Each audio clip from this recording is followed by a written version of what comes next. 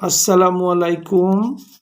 আজকে আমি উপস্থাপন করব ১৬ বছরের এক তরুণীকে নিয়ে কবিতা হৃদয়পটে আজও ভাসে আমার অনামিকা নামের সুন্দর ছবিটা।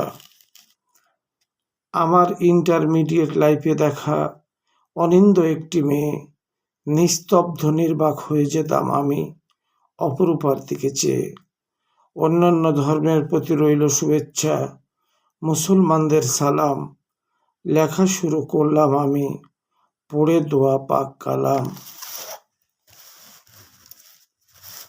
আমার আজকের কবিতার নাম ষষ্ঠাদশী, মাসুম রহমান।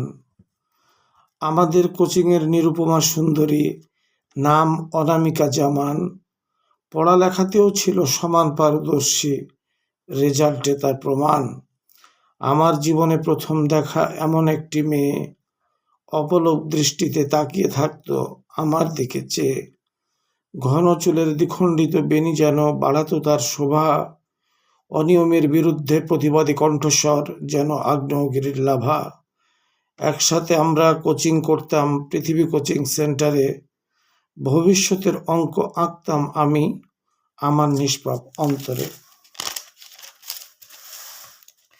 পৃথিবীর নীল আকাশে যেন সে একটি ব্রাইট স্টার, প্রায়ত মনে হতো ছাত্র আমি, অনামিকা আমার মাস্টার। অনিন্দ সুন্দর মেয়েটির মুখে সর্বদা হাসি লেগে থাকতো, সাইকো আমি হয়ে যেতাম সে যখন দৃষ্টি রাখত। মেয়েটিকে আমি একবার দেখি প্রাণের শহর দিনাজপুরে, মনে পড়ে যায় তার দুঃসহ স্মৃতি, বাঁশি বাজে করুণ সুরে।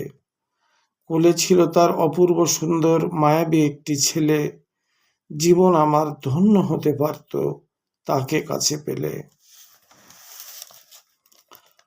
হয়তোবা সে সুখে শান্তিতে আছে তার প্রিয়জনের সাথে, এখনো মাঝে মাঝে আমি তাকে স্বপ্নে দেখি রাতে। আসসালামু আলাইকুম।